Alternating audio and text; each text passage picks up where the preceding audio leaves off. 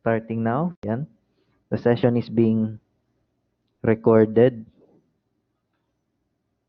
The session is being recorded and I'll be sharing those files ngayon.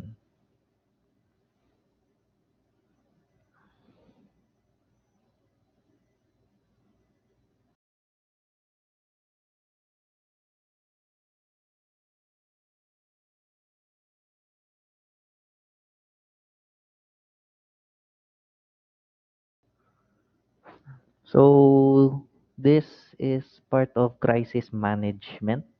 Naman na sa inyo ang syllabus. So, recap lang tamo. Crisis came from the Greek word crisis, which means to separate. And it is also the turning point or a situation wherein there is series of immediate events in a certain chain of events. To make it short, crisis is that deciding or turning point na kung saan may negative or positive progress na nangyayari in a series of events. Yan. So, there are other instances na kung saan yung crisis is interchanged with the term emergency. So, emergency came from the Latin word emergentia, which means a dipping or dipping. So, emergency is formally defined as a sudden condition or state of affair calling for an immediate action.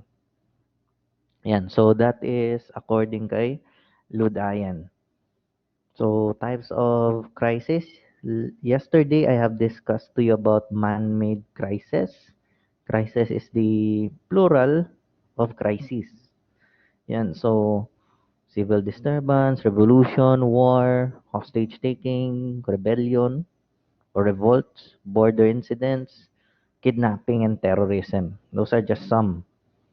While the natural crisis, those are also called yung sa fire and arson investigation, they call it yung providential. Yan. Providential. Yung hindi makokontrol immediately, hindi mapipigil ng sangkatauhan. So, sino bang makakapredict or makakapigil ng earthquake? 'Di ba? So, those are natural crises. So, during the occurrence of man-made crisis, magte-take over or mag-activate yung tinatawag na National Peace and Order Council. So that is for national level. Kung may crisis sa isang region, out of the 17 regions, mag-activate yung RPOC, Regional Peace and Order Council. Then kung sa city or municipal, City Peace and Order Council. Yan, that is established by EO 320 as amended by EO 773. Okay? So it also gives authority to the National Security Council to oversee and take appropriate action with regards to regional and national crisis or emergency. Yan. So may control ang NPOC at ang National Security Council sa mga RPOC. Yan. And then down to city and municipal level. So, in the case of natural crisis, yung nandito, it is activated yung mga peace and order councils and also under the guidance ng mga warnings ng NDRRMC. So, it is the National Disaster Risk Reduction Management Council created noong 2010 via the RA 10121. Yan. So the NDRRMC is an office under the Department of National Defense. So ang NDRRMC, sila yung magko-control sa information dissemination and information gathering. For example, merong information na may parating na typhoon ang Pag-asa. So, yung Pag-asa, magbibigay ng information sa NDRRMC at yung NDRRMC ang gagawa ng mga hakbang to inform the public and to create measures and precautionary evacuations to those areas. So, sino ang nagmamanage ng um, rescue and evacuation operations? Yan yung Office of Civil Defense. That's still under the Department of National Defense.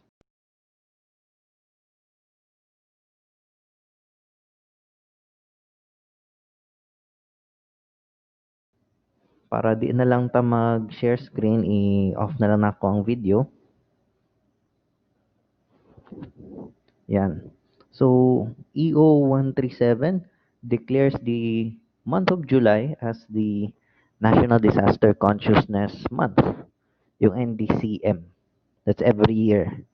Kaya most of the start ng mga earthquake drills, yan, fire drills, originally starts in the month of July. Okay?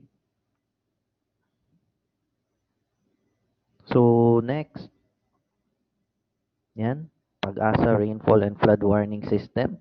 This already additional na ano sa inyo, pero wala naman ko i-include. Wala naman i-include na um, topics dire. So, additional knowledge na lang ning rainfall and flood warning. Yan. So, it also includes yung thunderstorm advisories.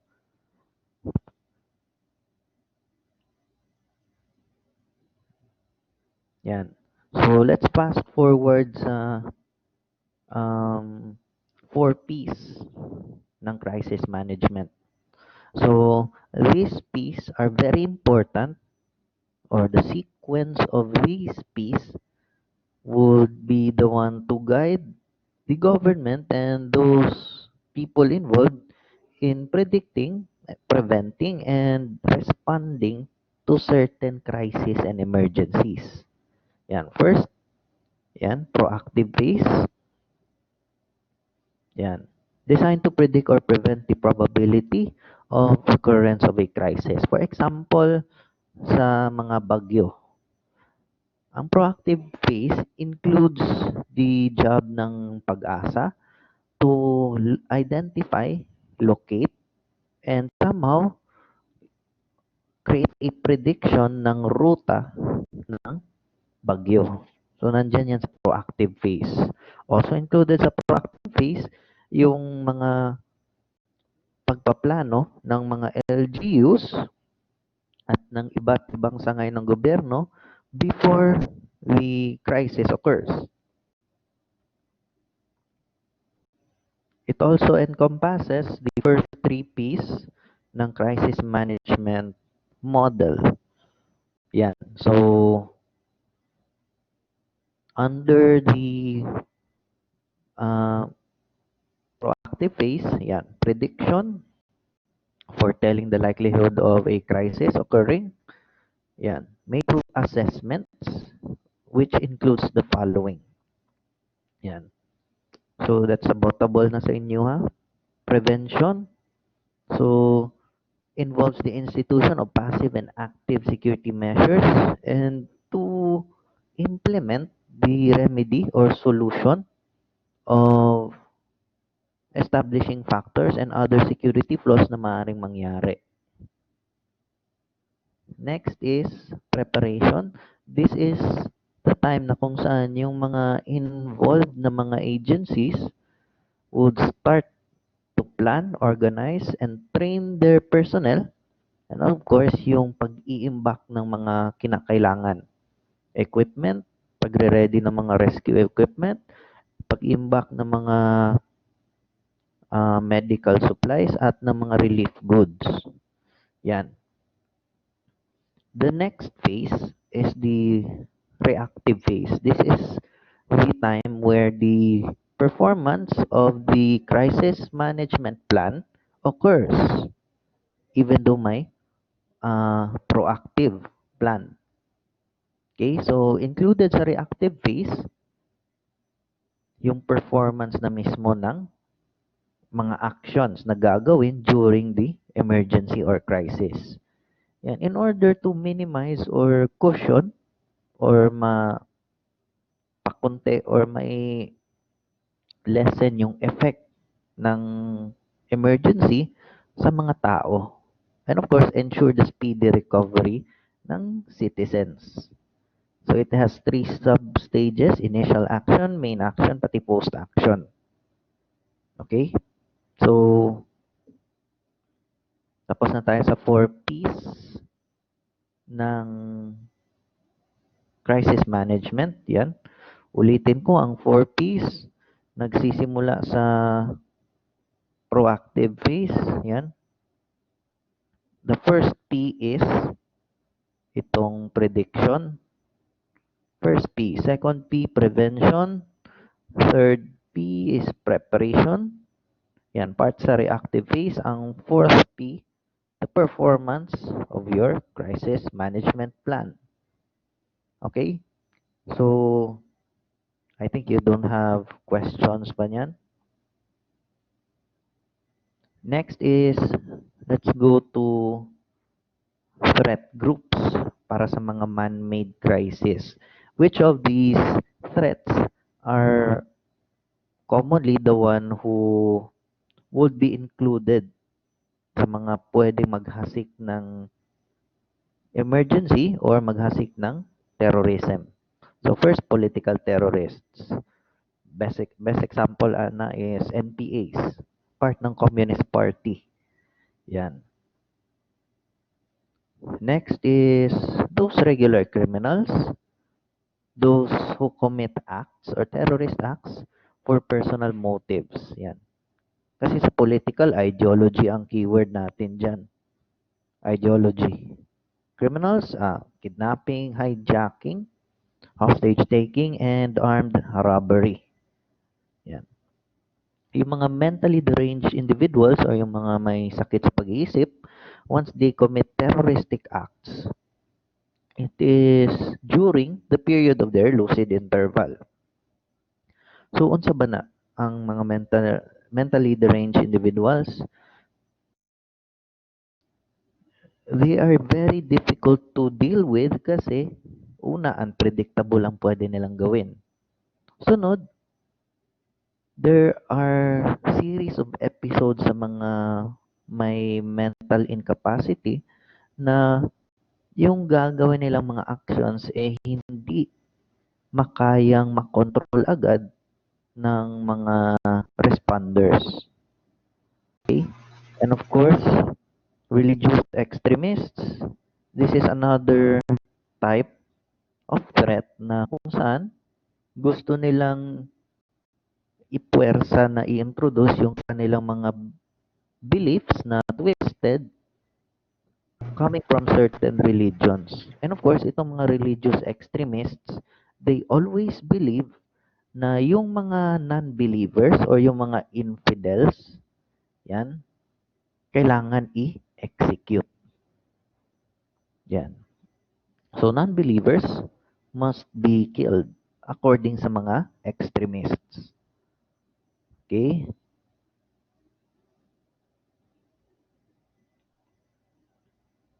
And also, the last threat or possible threat, yung economically motivated groups. Unfortunately, some of them are part ng mga labor groups. Some of them are yung mga businessmen na ang gusto nila is isabotahe ang ekonomiya para makakuha sila ng mga advantage na favorable sa kanila. Okay? Next, let's talk about operations ng terrorist groups. So, terrorist groups are done with secrecy. Yan. So, secret ang kanilang pagpaplano, secret ang training, and their execution, admittedly, are done with a good execution. Yan. Of course, yung mga terorista, may training din yan sila na unique sa kanila. So, for example, terrorists, some of them, if not most of them, are good in handling weapons. Meron silang mga magagaling mamaril at meron din silang mga good na mga explosive experts. Yan. So, yung mga explosives nila, nakukuha nila either through ambushing government forces or procuring military-grade weapons sa black markets. Next, of course, they have their own trainings. Yan. Para naman maipabuti nila yung performance nila during their operations. They trained in subversion. Yan. In order to destroy the current government. They have weaponry for physical resistance, infiltration with speed, and of course, they have those members who are trained in negotiating or those strategists. Yan. Okay, so the sequence of terrorist actions involve these phases. Yan. So, first, pre-incident phase. So, nung panahon ng early terrorists, hindi na-highlight sa mga media yung mga reconnaissance nila, mga trainings nila and rehearsals nila bago gawin yung kanilang operation. So, nagpa-practice din yan sila just as how the military or law enforcement does it. Yan, may recon or yung parang may surveillance pa sila ng area, nagka-casing sila. They have their own style of trainings. And of course, they evaluate anong mga taktika ang gagamitin nila during the operation. Next is post-incident or after the incident phase. So during that period, after nila gawin yung, sabihin natin, pagpapasabog ng isang car bomb, yung mga involved sa operation, magkakaroon sila ng tinatawag na debriefing or magkakaroon sila ng evaluation ng ginawa nila. Yan, debriefing. They would evaluate their actions during the operation and they would try to learn from the mistakes of that operation. Okay? So, terrorist tactics involves the following, yan, bombing, yan. That's very common. So, according to what I have gathered, ito yung mga certain na mga techniques or tactics nila sa pagpapasabog ng mga bagay or bombing. Yan, IEDs, improvised explosive device. Paano paglagyan yan or ilalagay sa sasakyan? VBIEDs, roadside bombs. Yan yung nilalagay sa mga kanto. Yan, and then once na may dumaan na mga malalaking sasakyan, papasabugin. Laid charges, especially sa mga baybayin, mail bombs, postal bombs, and of course, yung mga military type projected bombs, yung gumagamit na ng mga mortar launchers. Yung cluster bombs, ang trabaho niyan is para yung mga runway sa airports magkaroon ng mga butas para yung mga eroplano hindi makakalanding or makakalipad. So how are these bombs activated? Command activation. So gumagamit ng radyo, cellphone, pull wires, right? Or yung vibrators. Yan. So command activation. Next is action by subject or target. Yan yung tripwire. Siguro yung booby trap na tinatawag. natamaan yung paa or yung ankle ng civilian. So, the moment na gagalaw pa yan siya, sasabog ang bomba. Pressure devices. Once na dumaan ang isang sasakyan sa pressure plate, it would initiate explosion. Light sensors and other electric switches, and the hardest is this dead man switch. Yan. So, it is a switch na ang principle, hindi siya sasabog while the person is pushing the button. Pagpapatay na siya ng law enforcement, of course, na niya ang switch, doon pa sasabog ang bomb. And of course, yung time delay. Yan. The use of clocks, burning fuse. Yan. So, another terrorist tactic is arson. Yan. Siguro gusto niya sunugin yung bahay ni Kibuloy. Yan. Or gusto niya sunugin yung pabrika ng gamot.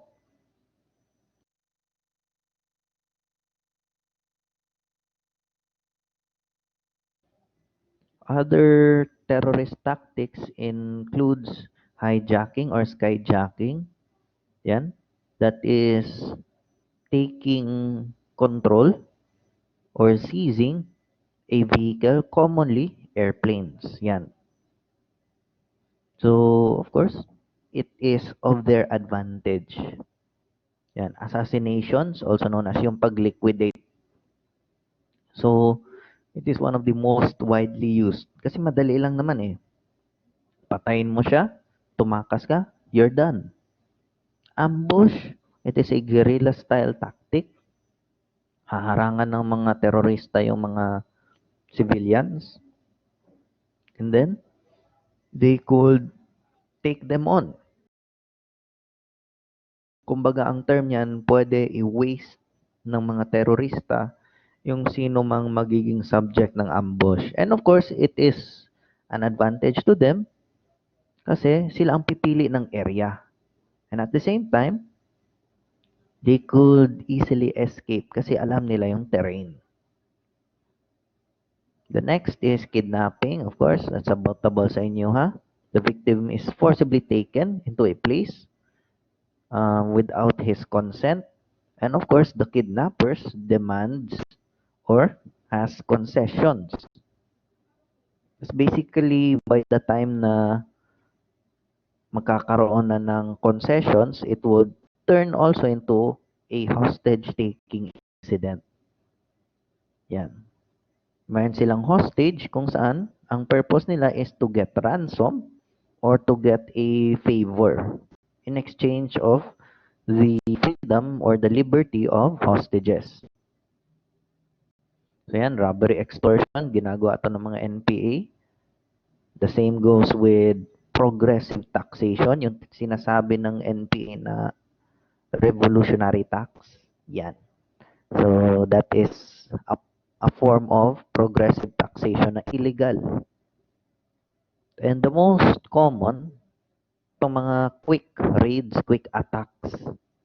Yan. So ang inatake ng mga terorista dyan are those random places, random positions which has the purpose of getting public attention and instilling fear. Okay? So,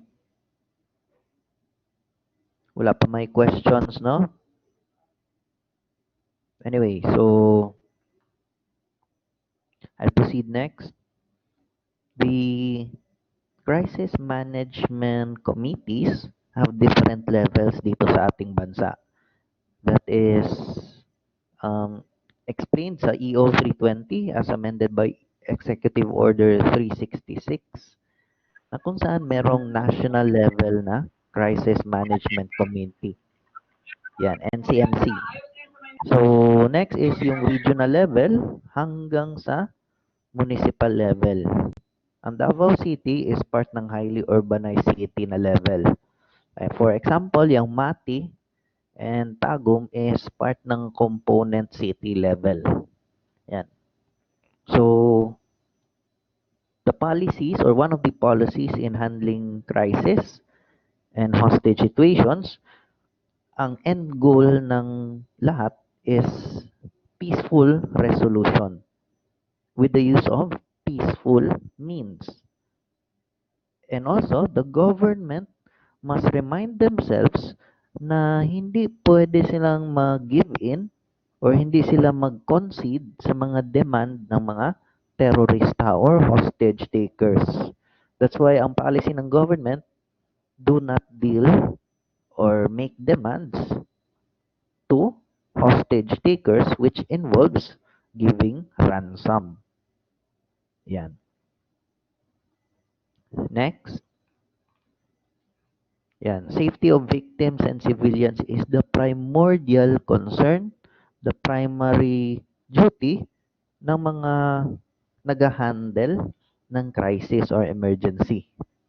And of course, in handling those crises, it must have a quick and decisive decision making. Yan. So, prompt handling, mabilis ang action. Okay? So, next, there must be a respect of human rights kasi whether terorista yan or criminal, hostage taker, they have still their own human rights. Yan, respeto na lang. Even though mali yung ginawa nila. Next, what if the crisis situation involves foreign nationals?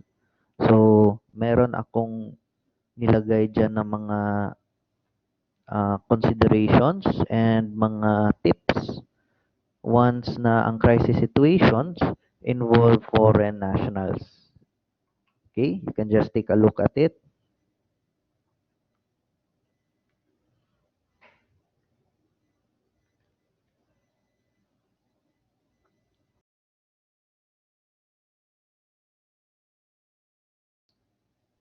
So next, the dynamics of an effective crisis hostage incident management. Meron tayong mga steps dyan. Step-by-step guide na binigay ko dyan. First, hostage incidents happens and is reported to local authorities or to the police. So, kailangan maipaalam sa otoridad. Step 2 includes the IAP. Yan yung initial action phase. Yan. So, sa initial action phase, ang police at ang civilian authorities would start their initial and preliminary response. For example, ma-activate na yung Crisis Management Committee at yung CIMTG. So, the CIMTG means it is the Crisis Incident Management Task Group. Yan, kung saan ang CIMTG may sub-task groups or CTGs or STGs na involve yung following: negotiation, operations, service support, and public relations. Step 3 includes the MAP or the main action phase kung saan magkakaroon na ng tactical response. Actually, yung assault team.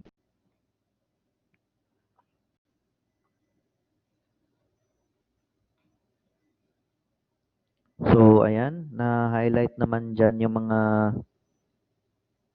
key personnel, si CIMTG Commander, pati si On-Scene Commander. Yan.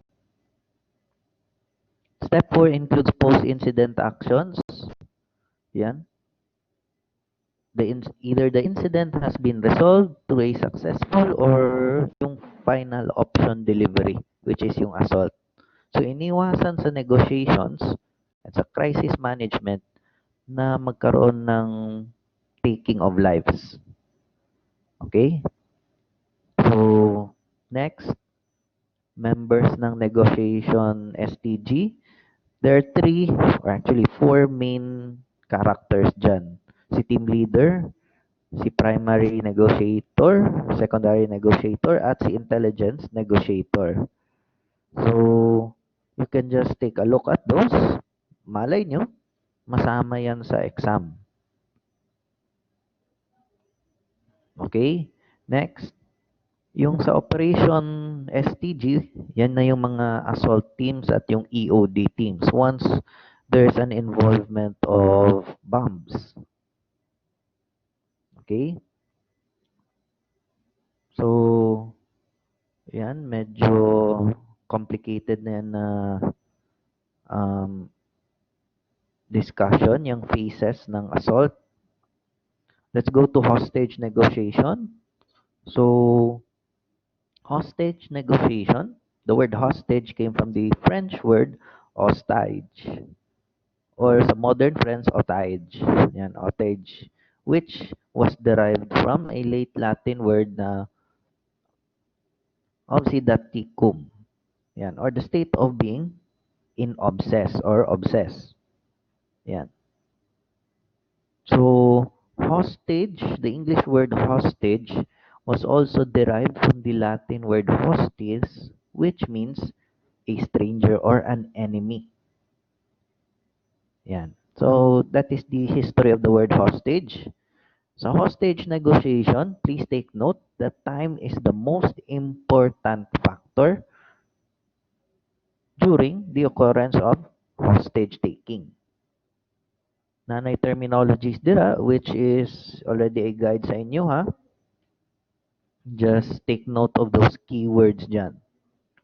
For example, hostage negotiation. Ang keyword ana, mutual discussion between the authorities and hostage taker. Mora na. Kasi nagkaroon ng communication. Okay, next.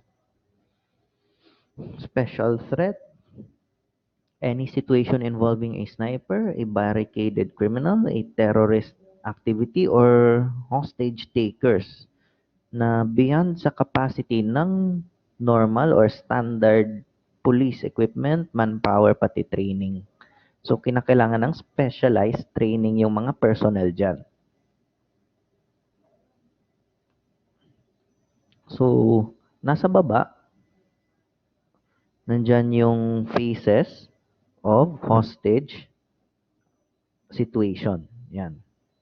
Yan. Capture phase. Yan. Kung saan they will try to take into their control yung mga biktima o yung mga hostages. Yan. Huliin nila yung host. And then, they would transport those to different parts. Yan. Or different safe houses. Yan. Consolidation phase. Sa holding phase, once makaselect sila ng much safer place na itago yung mga hostages, i-hold nila. And that's the time na magbigay sila ng ransom or magbibigay sila ng ultimatum na sige, kung hindi nyo bibigay yung ganitong amount, papatay namin. And of course, pag hindi binigay ang gusto ng mga hostage takers, they will terminate or yun, they would kill the hostages. Okay? So, in a hostage taking situation, there are alternative actions during the hostage crisis. First is immediate assault. So, yan na yung the moment na nakaset up na yung SWAT team, papasukan na nila yung building or yung structure para hindi na matagalan yung crisis. Next is ito. Somehow like the movies, pero the sniper has a better view than the tactical teams. Kasi nakikita niya yung kabuuan. So, there are some hostage-taking situations na yung sniper na ang magko-control ng crisis. So, nasa kanyang discretion kung ititigil na niya ngayon or hihintayin pa niya ang mga other personnel na makapasok ng tuluyan sa structure. Of course, the use of chemical agents. What if sobrang lakas or sobrang nakatago sa basement yung hostage taker at yung hostage? So, papaulanan ng law enforcement or ng SWAT team ng mga legal chemical agents para ma-disorient ang isang hostage taker. And of course, once they already arrested the hostage taker, nakuha na rin nila yung hostage, they need to contain the scene and somehow, kung hindi pa yun nangyayari, hindi pa na-contain, they would continue to negotiate with the hostage taker. Okay, so next are the three general types of hostage takers. First, yung professional hostage taker. It is easier to handle a professional hostage taker kasi wala siyang complication sa pag-iisip and he could weigh his odds or kaya niyang mabalanse. For example, kung ipagpapatuloy ba niyang hostage taking, mamamatay ba siya? Or kung hindi niya ipagpapatuloy, pwede niya maiwasan yung pagkamatay niya. So yan, weighing the odds and taking into consideration things. Sunod, psychotic hostage taker, yan. Those with mental incapacities with the following manifestations, nakalagay na dyan. Yung mga terrorists or plain fanatics, they are commonly called psychopaths with a cause. Kasi may sakit sila somehow psychologically, pero yung ginagawa nila may rason. Yan. So, yung nakikita nyo dito sa baba, yan, hostage takers profiles yan. That is for you to read. Yan. So, other topics under the crisis management and hostage negotiation, ito, Stockholm Syndrome. I already simplified the explanation. Ang history kasi ng Stockholm Syndrome started sa Sweden or sa city ng Stockholm, yung capital ng Sweden. Ang nangyari kasi dyan is that isang grupo from the Symbionese Liberation Army kidnapped a woman named si Patty Hearst. So, they took control of her and of course, pumunta sila sa isang bangko. Yan. At that point, yung babae had a positive feeling and interest to one of those hostage takers. So that is one of the characteristics. Positive feelings of hostage to hostage takers. Kumbaga na in love siya. Yan.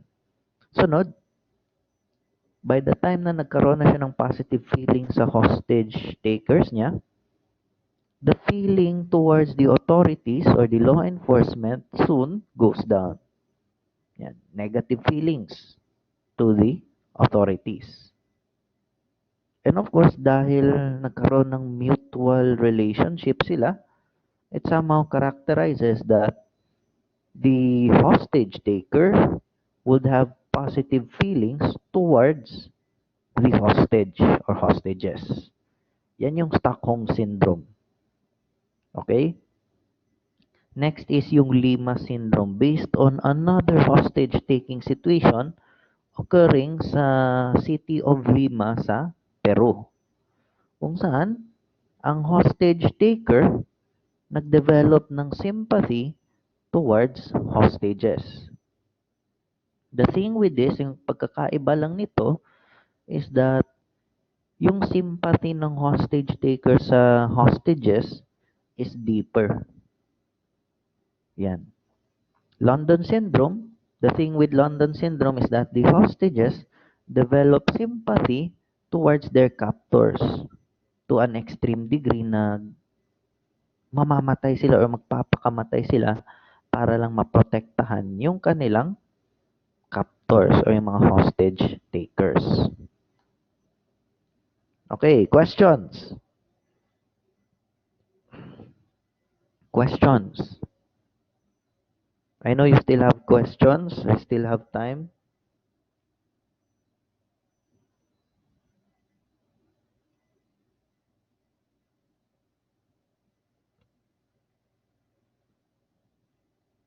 Anybody who still have questions?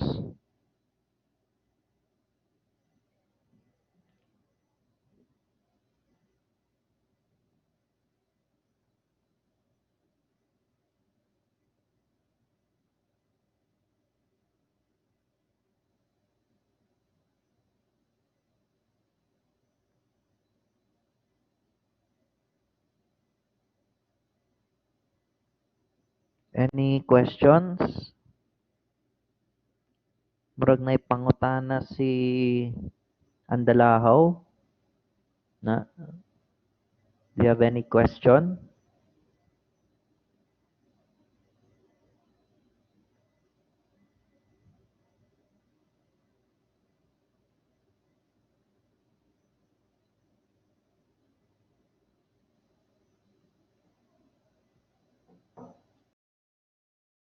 So if you don't have questions, simple lang naman ang instructions ko.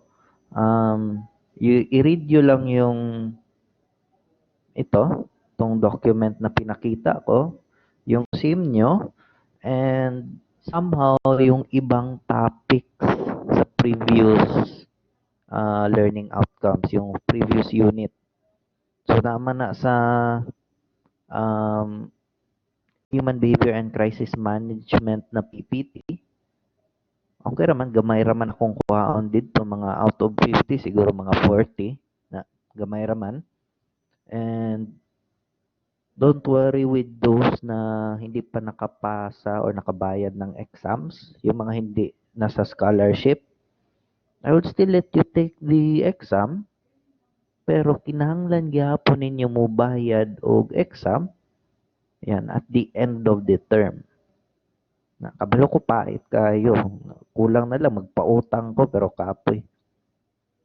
Lisod ang panahon ron. So anyway, Friday ang exam. Yes, Friday. 24 hours ang availability. Strictohon na ako ha. One attempt only, 1 hour time limit.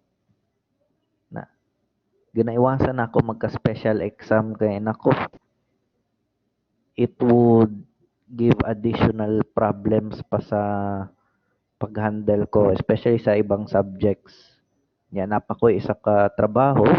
So, napakoy CSG, yan, student government. Naku, binibigyan nila ako ng additional na work. So, maraman gyapon CSG.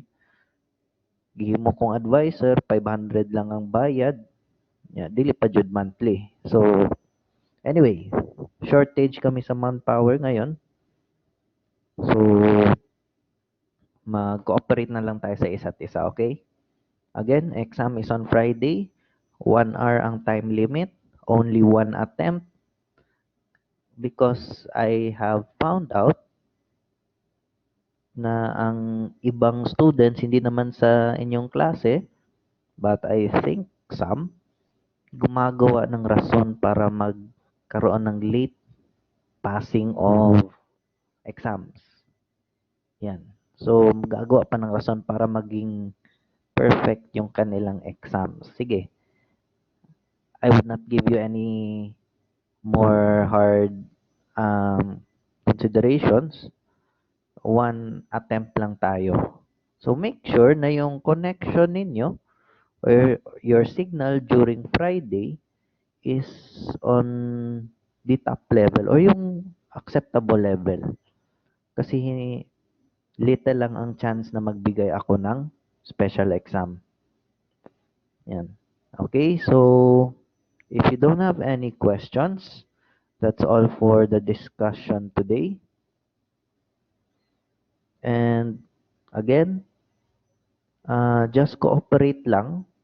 Just pass your assignments, your activities on time, and then during the week, naman ko ihatag na pud na mga let's check, let's analyze na mga activities hangtod sa weekend.